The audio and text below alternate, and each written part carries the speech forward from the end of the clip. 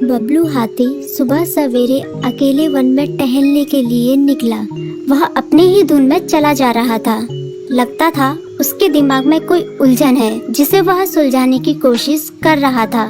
सड़क पर आगे बढ़ते ही उसके सामने चीकू खरगोश भागा। बबलू का पैर उसके ऊपर पड़ने ही वाला था कि चीकू जोर से चिल्लाया।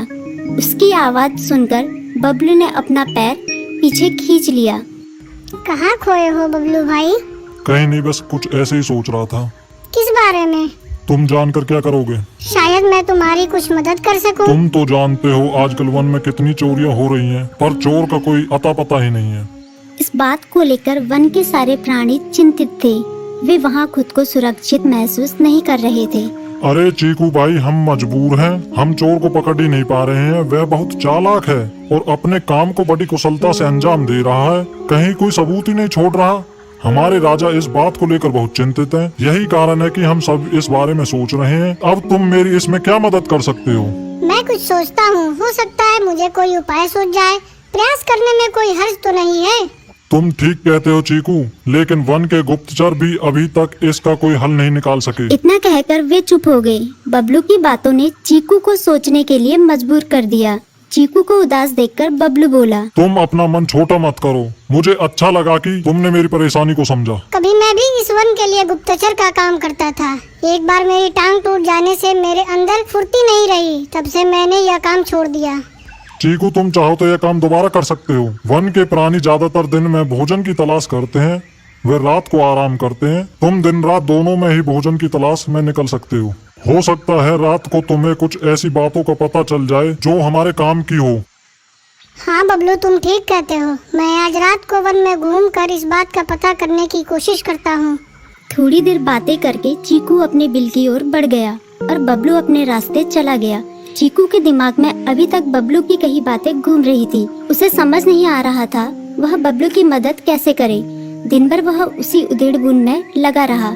शाम होते ही चीकू कुछ सोचने लगा और वह चुपचाप बिल से बाहर निकल आया। चीकू की पत्नी ने देखा तो बोली, इस समय कहाँ जा रहे हो? बाहर खतरा है। खतरा तो सुबह भी रहता है, लेकिन खतरों से डर कर हम भूखे तो नहीं मर सकते। मैं बाहर घूम कर आता हूँ। इतना कहकर चीकू रात को बिल से बाहर निकल आया। कुछ दूर जाकर उसकी नजर बंकू उल्लू पर पड़ी, जो कुछ ही दूरी पर था।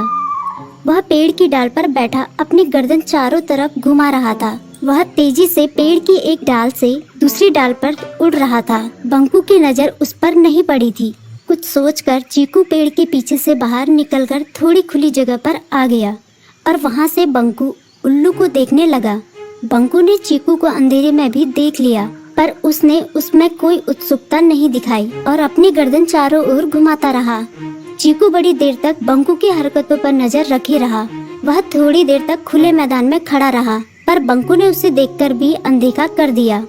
उसने महसूस किया कि बंकू के आसपास चमकू चमगादड़ भी मंडरा रहा था। कुछ देर वन में घूमने के बाद चीकू अपने बिल में लौट आया और सुबह होने का इंतजार करने लगा।